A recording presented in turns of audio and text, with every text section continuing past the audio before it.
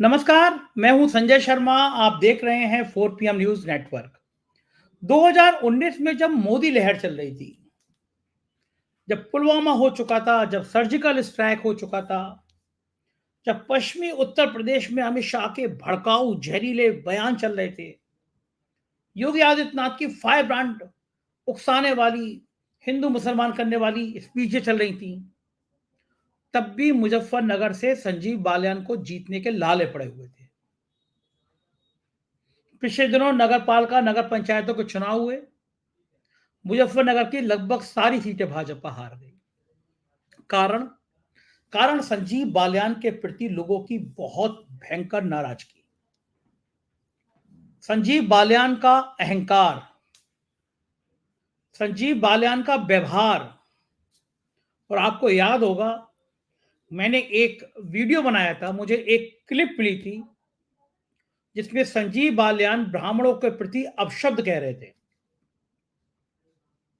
वो एक मंच पे थे, मुड़ते हैं और फिर ब्राह्मणों पे एक बहुत आपत्तिजनक बयान देते हैं। तो मुझे वीडियो मिला तो मैंने उस पे एक स्टोरी बनाई और मैंने पूछा कि जो भारतीय जनता पार्टी, जो ब्राह्मण परिषद लगातार ब्राह्मणों की बात करती है, वो अब संजीव बालियान के इस बयान पर क्या करेगी। सुनील भराला उस इलाके के नेता हैं, बड़े लाल पीले थे वो। उन्होंने बालियान साहब की बैंड बजाने में कोई कसर नहीं छोड़ी। और वो क्लिप, जो मेरी स्टोरी भी थी, वो ब्राह्मण परिषद के और ब्राह्मण समुदाय के सैकड़ों दर्जनों ग्रुप पे मुझे घूमती हुई नजर आई। देश भर के ब्राह्मणों ने बड़ा विरोध किया, प्रधानमंत्री को चिट्ठी लिखी कि एक संजीव बालियान जैसा नेता ब्राह्मणों को इतना अपशब्द कह रहा है, इतनी गाली दे रहा है, तो इसको तत्काल अपनी पार्टी से निकालिए। जब विरोध बहुत हो गया तो संजीव बालियान ने प्रेस कॉन्फ्रेंस करी और प्रेस कॉन्फ्रेंस करके मेरे लिए कहा, 4 पीएम के लिए कहा कि हमारे खिलाफ साजिश है, संजय शर्मा हमारे खिलाफ साजिश कर रहे हैं। और मैंने ऐसा कुछ नहीं किया। तब भी अगर आपको दिल दुखा तो मैं उसके लिए माफी मांग रहा हूं। मैंने फिर एक वीडियो बनाया। मैंने कहा, बालियान साहब, सरकार आपकी है, आप सांसद है, ताकतवर नेता हैं। आपका कहना है ये वीडियो आपका नहीं है, ये आवाज आपकी नहीं है, तो एक एफआईआर मेरे ऊपर कर दीजिए। जब एफआईआर आप करेंगे तो कोर्ट से आदेश में ले आऊंगा कि इस वीडियो की फॉरेंसिक जांच करा ली जाए। कोर्ट दे ही देगा जब मैं कहूंगा साहब मुझ पे एफआईआर हो रही है, मैं दावा कर रहा हूं कि आवाज संजीव बालियान की है जो ब्राह्मणों को गाली दे रहे हैं, तो इसकी जांच करा ली जाए। मैंने कहा, लेकिन बालियान साहब, अगर जांच में आ गया कि आप ब्राह्मणों को गाली दे रहे हैं, तो ब्राह्मण अभी भी देश के भारतीय जनता पार्टी के साथ है। राष्ट्रीय स्वयंसेवक संघ में रज्जू भैया को छोड़ दो तो उसके बाद आज तक संघ का प्रमुख ब्राह्मण ही होता आया है। पंडितों की भारतीय जनता पार्टी में बहुत चलती है। तो अगर ये साबित हो गया फॉरेंसिक लैब से कि आप पंडितों को गाली दे रहे हो, तो पंडित कौम इतनी तेज होती है, पंडित जाति इतनी तेज होती है कि कहां से कटेगी पता ही नहीं चलेगा, आपकी पतंग गायब हो जाएगी। बालियान साहब ने उसके बाद कोई जवाब नहीं दिया, लेकिन इलाके के ब्राह्मण बहुत नाराज। फिर आई बारी खिलाड़ियों को घसीटने की। जिस दिन सेंट्रल विस्टा का उद्घाटन था नई संसद का, उस दिन महिला खिलाड़ियों को बेरहमी से दिल्ली में घसीटा गया।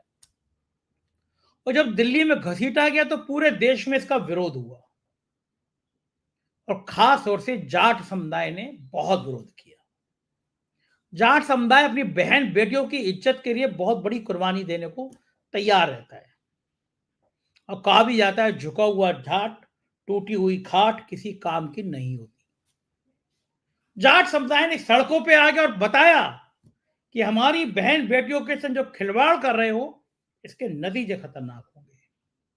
लेकिन संजीव बालियान उल्टा अपनी पार्टी के सांसद ब्रजभूषण सिंह, जिनका टिकट अभी फंसा हुआ है, उनके साथ ही खड़े नजर आए। इसके बाद जाटों में अपने एक नेता के प्रति बहुत सम्मान है। उनका नाम है सत्यपाल मलिक, जम्मू कश्मीर के पूर्व गवर्नर रहे थे। और ऐसे ऐसे खुलासे किए थे उन्होंने कि 300 करोड़ रुपए रिश्वत दी जा रही थी, लेकिन मैंने अंबानी को और राम माधव को मना कर दिया। एक ऐसे खेल का मैंने पर्दाफाश कर दिया, पूरी दुनिया में तहलका मच गया था। पुलवामा पे भी उन्होंने बोला था कि खेल क्या था।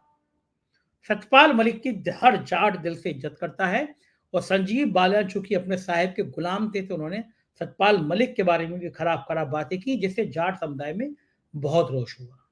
इलाके के लोग बहुत नाराज रहते हैं। उन्होंने इलाके के लोगों को निपटाने की कोई कम रणनीति नहीं बनाई।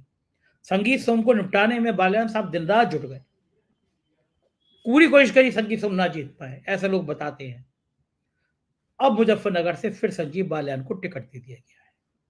क्या होगा वहां की राजनीति का, उसी इलाके के दो खास मेहमानों से मैं आपका परिचय कराता हूं। चौधरी पुष्पेंद्र सिंह, जिन्होंने पश्चिमी उत्तर प्रदेश में बहुत काम किया है, किसान नेता हैं, पढ़े लिखे किसान नेता हैं, जिनके लेख देश के बड़े बड़े अखबारों में, दुनिया के बड़े बड़े अखबारों में छपते हैं। इस किसान आंदोलन का जाट राजनीति पे बहुत खास असर डालते हैं और देखते रहते हैं।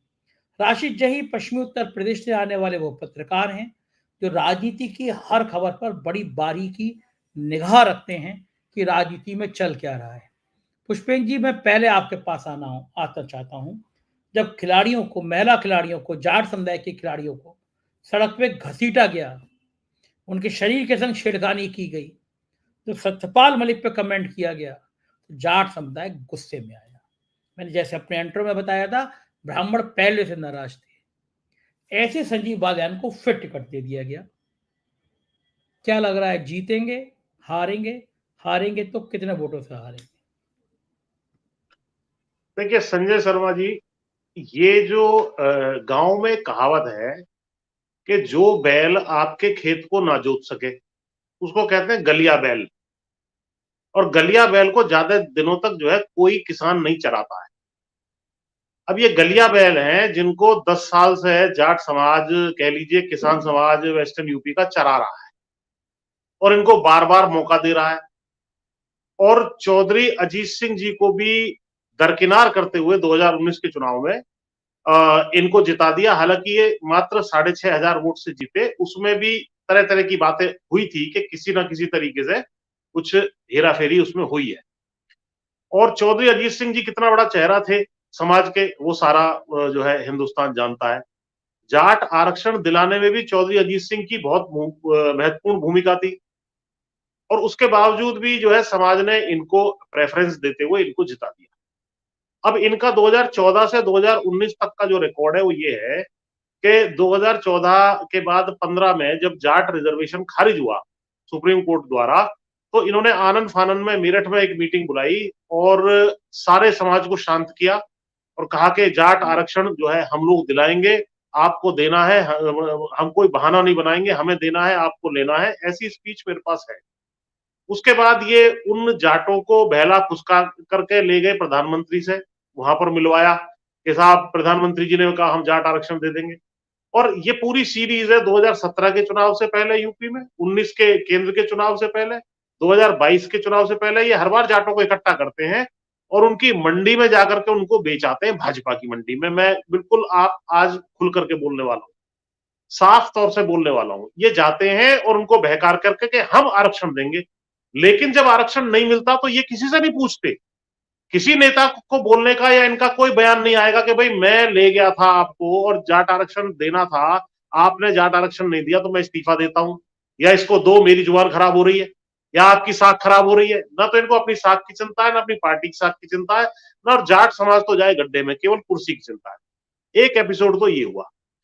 दूसरा, इनको मंत्रालय भी 2 बार इनको मंत्रालय भी दिया गया। मंत्रालय जब इनको दे दिया, इनको सीट दे दी गई, तो उसके बीच में एक तो किसान आंदोलन आया 2019 वाला। किसान आंदोलन में इनका जो है कोई भी किसी किस्म का भी कोई बयान नहीं आया, जबकि 700 किसान यहाँ बॉर्डर पर बैठे बैठे दिल्ली के बॉर्डर पर मर गए, शहीद हो गए। उसके बाद भी इनका इनका कोई बयान नहीं है, कोई इस्तीफा नहीं है, किसानों के बीच जाने का कोई मतलब नहीं है। एमएसपी की लीगल गारंटी के विषय में इन्होंने कभी कोई बयान नहीं दिया। उसके बाद आते हैं पहलवान आंदोलन पे। पहलवान आंदोलन में किस प्रकार से हमारी समाज की बेटियों को कुचला गया, सारे देश ने देखा। 1 महीने से ज्यादा समय तक वो वहां बैठी रही और बाद में उनको कुचल के और मार के पीट के उनके जो है मुंह पर बूट रखते हुए भी फोटो आई और वहां पर हंस रहे थे, आराम से बैठे हुए थे उसी संसद में जिसमें उसका आरोपी ब्रजभूषण शरण सिंह भी था उस वक्त। तो इन्होंने कोई विरोध उस वक्त भी नहीं किया। इसी तरीके से एमएसपी की लीगल गारंटी के लिए अभी आंदोलन चल रहा है बीच में भी जब समझौता हुआ था 2019 के बाद, इनका कोई रिएक्शन नहीं आया। तो मेरी समझ में नहीं आ रहा कि इनको केवल इसलिए चुना गया है कि इनको मंत्री बनाया जाए और ये अपना आराम से जो है लुटियन जोन में कोठी में रहे, लेकिन ये कोई जवाबदेही इनकी जो है समाज के प्रति ना हो।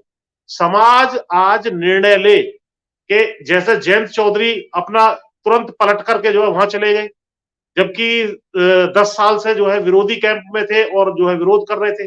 चौधरी अजीत सिंह जी को हराने वाले का आज सपोर्ट करेंगे आप? पिछले चुनाव में जिसने आपके पिताजी को हराया 6,500 वोट से, तो क्या आप उसका सपोर्ट करेंगे आज? आपको जवाब देना पड़ेगा जैन जी। तो और मैं तो इसमें एक गूढ़ भी कूटनीति देख रहा हूं। हो सकता है जयंत जी खुद ही चाह रहे हो, पहले ही उनके पास से जाट भाग गए, जिस तरीके का उन्होंने पलट करके और यहां से छोड़ के वहां भागे हैं। और वहां भी इनका दरवाजा खुला है या नहीं खुला है अभी तक किसी को नहीं पता। इन्होंने जाकर के वहां 9 विधायकों की वोट अवश्य दे दी है राज्यसभा चुनाव में, लेकिन इनका दरवाजा खुला है या नहीं खुला है, किसी छोटे से छोटे नेता ने भी आज तक भाजपा के ने बयान नहीं दिया कि जयंत चौधरी के साथ हमारा गठबंधन हो गया है। तो अव्वल तो मुझे यही संशय है कि गठबंधन हुआ है कि नहीं हुआ है, क्या होगा वो डिक्लेयर होने के बाद पता लगेगा। लेकिन यदि गठबंधन हो जाता है तो एक तो आपको जय जयकार करनी पड़ेगी और उसी व्यक्ति का समर्थन हो सकता है रैली मुजफ्फरनगर में हो। आप भी कहेंगे भाई जयंत जो है संजीव बालियान बहुत बढ़िया नेता है, इनको आप जिताएं। और आपने गठबंधन किस आधार पर जो तोड़ा था? आपने इसलिए तोड़ा था कि आप हरिंदर मलिक को वहां से टिकट नहीं देना चाहते थे अपने सिंबल पे, जो निवेदन अखिलेश यादव जी ने आपसे किया था। तो हरिंदर मलिक तो गड़बड़ हो गए, लेकिन जो आपके पिताजी को डायरेक्टली हरा चुके पिछले चुनाव में और बड़ी कटुता उस चुनाव में रही, उसके बाद उस व्यक्ति को अब आप कैसे किस आधार पर समर्थन देंगे? तो ये सारी जो चीजें हो रही है, मैं जाट समाज से या अन्य जो भी समाज है उनसे मेरी अपील है कि भाई जो व्यक्ति आपके किसी काम का ना हो, जो व्यक्ति आपके सुख दुख में खड़ा होने वाला ना हो, आपके बड़े मुद्दों पर जो है जो कोई स्टैंड ना लेता हो, उस व्यक्ति को वहां क्यों भेजा है आपने? इसका आपको चिंतन करना पड़ेगा। और ऐसे व्यक्तियों को चाहे जयंत चौधरी क्यों ना कहे कि इसको जिताओ, आप याद रखना कि इस व्यक्ति ने चौधरी अजीत सिंह को हराया था, आप इसको हराने का काम करें ताकि एक एग्जाम्पल सेट हो। बाकी लोगों के बारे में चर्चा नहीं करना चाहता, बाकी भी है ऐसे ही, लेकिन इस एक आदमी का एक यहाँ पे एग्जाम्पल जो है समाज के सामने जो है एक नजीर ऐसी पेश करनी बहुत जरूरी है, ताकि लोगों को लगे भय हो कि भाई मैं अगर जनता की आवाज नहीं उठाऊंगा, उनके मुद्दों पे मौन रहूंगा या बार बार जाट समाज को वहां बेचूंगा, कभी आरक्षण के नाम पे कभी अन्य मांग पे नाम पे, और गद्दी पे बना रहने का मेरा सारा जो है कार्यकलाप होगा, तो जाट समाज या जो भी समाज की वोटों से आप जीते हैं वो आपको हराने का काम भी कर देगा। ये संदेश पुख्ता रूप से जाना बहुत जरूरी है। जी बिल्कुल ठीक कह रहे हैं, आपने तो आज बड़ा खुल के बता दिया और ये बात सही है कि और जयंत भी हो सकता है निपटाने के लिए टिकट दिलवाए हों, चाहते हों, क्योंकि जयंत क्यों दूसरा जाट नेता पैदा होने देंगे। और कहीं ना कहीं जयंत को तो टीस होगी कि मेरे पिता हारा था वहां से। राशि जी, आपको तो इस सीट के बारे में बहुत सटीक आकलन है आपका, क्या मानना है आपका? संजय सर, मुजफ्फरनगर की अगर बात है, कोई ये सोचता हो कि इसके बारे में जब भी जिक्र आता है तो जाटों का नाम आता है, जबकि जाट वहां मुस्लिम से भी कम है, बहुजन समाज से भी कम है, सबसे ज्यादा अपर क्लास यहाँ पर है। और संजीव बालियान के बारे में सिर्फ एक शब्द देख लीजिए कि इस बार से पिछली बार का जो इलेक्शन 2014 में हुआ, हम तो उन गलियों में घूमे हैं, हमने तो खूब देखा है। जबरदस्त वक्ता है जी, पहली बात तो मैं उसकी तारीफ भी कर दूं, बहुत शानदार व्यक्ति, बोलचाल में है, वाक पटुता में माहिर है। लेकिन जो पिछला इलेक्शन 2014 में जीते थे, लगभग मुझे याद पड़ता 4 लाख वोट से ज्यादा जीते, अंतर था 4 लाख 4.5 लाख का। 2019 के आते आते वो अंतर सिर्फ 5-6 हजार का रह जाता है। वजह उसकी यह है कि अपर क्लास का जो वोट है वो संजीव बालियान को मिलता है, ना कि जाट समुदाय का मिलता है, ना कि मुस्लिम समुदाय का मिलता है, ना कि बहुजन समाज का मिलता है। 42, 40, 45% जहां अपर क्लास का जो नॉर्मल वोट है वो भारतीय जनता पार्टी की वजह से उनको मिल जाता है, इस वजह से वो जीत जाते हैं। अब मैं बता रहा हूं थोड़ा सा और भी आगे की बात। देखिए, इस बार जो आदमी अखिलेश यादव लाए हैं उसी के ऊपर तो सारा खेल भी खर गया।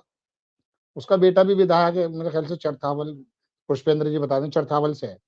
तो वो आदमी बड़ा मजबूत है, मजबूत इन द सेंस कि जाटों की अब से पहले इतनी ज्यादा नाराजगी लोकदल को लेके और भारतीय जनता पार्टी को लेके इतनी ज्यादा नाराजगी नहीं देखी गई जितनी इस बार देखी जा रही है। जयंत चौधरी की वजह से भी और भारतीय जनता पार्टी की वजह से भी, और यहाँ की जो पिछले विधानसभा चुनाव हुए थे उसमें भी किसानों का मामला दिखाई दिया था। मेरे ख्याल से 3-4 सीट जीत गया था गठबंधन। तो इस बार जो है ना, ये इलेक्शन इतना नाजुक होने वाला कि जो 5,000 या 6,000 का जो थोड़ा सा भी जो डिफरेंस था, वो बहुत ज्यादा, वो तो खत्म होगा और विपक्ष में इतना वोट पड़ने वाला है। बस इसमें एक बात और भी है, अगर इसमें एक कदम आगे बढ़ करके इंडिया गठबंधन काम कर दे, इसके अंदर देखिए मैं आपको बताऊं, जाट जो है ना वो नाराज है इस समय बालियान जी से, इसमें कोई दो राय नहीं। मुस्लिम जाता ही नहीं है भारतीय जनता पार्टी पे। यहाँ पे मैं अजीब बात बता रहा हूँ, हरिंदर मलिक जिनके ऊपर आप लड़े थे और जिनकी मैं तारीफ भी कर रहा हूँ, अगर उनको हटाकर अपर क्लास का कोई आदमी लेकर आ जाते हैं अखिलेश यादव या इंडिया गठबंधन, संजीव बालियान ना पहले कभी जीते थे और ना अब जीतेंगे। क्योंकि पहले भी इनको 40-42% वोट जो मिला था वो सारा अपर समाज का मिला था 2014 में, और अब भी इनको ही मिला था तमाम वोट। यहाँ देखिए एक बात और सुन लीजिए संजय सर, सारे के सारे धार्मिक इशू जातीय समीकरण पे आके खत्म हो जाते हैं। मायावती आज कह दे मैं गठबंधन के साथ आ रही हूँ, 22 जनवरी हर महीने मनाने लगे मोदी जी। गारंटी से बता रहा हूं प्रधानमंत्री नहीं बनेंगे। उत्तर प्रदेश में 0-80 है ना, 80-0, इसे जीरो को इधर रख दीजिएगा, 8 सीटें आएंगी। ये जातीय समीकरण होता है, इसमें कोई दो राय। तो अब बात यह है कि लेकिन बड़े बड़े नेता होते हैं, बाज दफा हो जाता। मैं इसके जो तुम्हारा संजीव बालियान की एक प्लस में बात और बताना चाहता हूं जो आंखों से देखी है। बहुत सारे लोग मुझे ये भी सोचते होंगे ये कभी कांग्रेस की तारीफ करते हैं, लेकिन जो नेता होता है उसकी तो करनी पड़ती है। दो मोदी जी हर बार अपना जो चुनाव अभियान शुरू करते हैं वो मेरठ से करते हैं, वहीं का मैं रहने वाला हूं।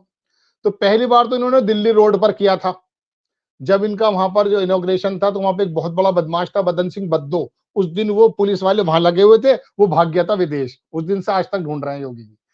अगली बार 2019 में क्या हुआ जनाबे मन, 2019 में मुजफ्फरनगर वाला रोड जो है, सिवाया टोल है, सब जानते हो पुष्पेंद्र जी, वहां पर ये मीटिंग थी, मैं उसमें मौजूद था। आप यकीन मानिए संजय सर, वहां हालात ये थे, वहां भीड़ नहीं थी। अब भीड़ जब नहीं थी, लेकिन मुजफ्फरनगर की तरफ से लोग जो आ रहे थे वो भीड़ थी। तो होता यह है कि जब प्रधानमंत्री जी का प्रोग्राम होता है तो 6-7 जितने भी कैंडिडेट होते हैं वो सब दिखाते हैं, देखिए साहब ये सारी भीड़ हमला है।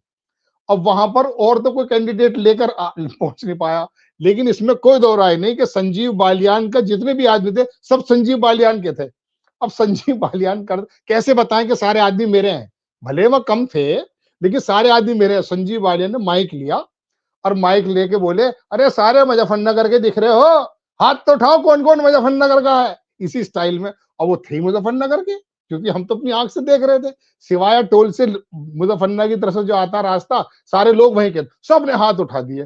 तो वो उसी वक्त पता चल गया था कि संजीव बालियान एक अच्छा इलेक्शन लड़ने जा रहे हैं। लेकिन फिर भी चौधरी अजीत सिंह को उन्होंने हराया, उसकी वजह ये नहीं थी, सारा मुस्लिम समाज, बसपा समाज, 2019 में तो बसपा भी साथ में थी ना अखिलेश यादव जी के, और सारा ये इकट्ठा हो गया था। 5-6 हजार का जो फर्क पड़ा उसकी वजह सिर्फ ये है कि मैंने आपसे कहा कि 40% ये जातीय समीकरण, तो ये समझ लीजिए कि बड़े बड़े, ये तो अमिताभ बच्चन जब आए थे उन्होंने भी, मतलब खैर लंबी बात नहीं करता, छोटी बात बता रहा हूं कि अगर यहाँ पर हरिंदर मलिक जिनके ऊपर लड़ाई लड़ी अखिलेश यादव ने, अभी यहाँ पर अग्रवाल को ले आए, आज फजा अच्छी थी। यहाँ सईदुज्जमा जीते, मुफ्ती मोहम्मद सईद जीते, और वो मनव्वर हसन जीते, उस जमाने में नहीं, लेकिन 2013 से यहाँ पर हालात दूसरे हैं।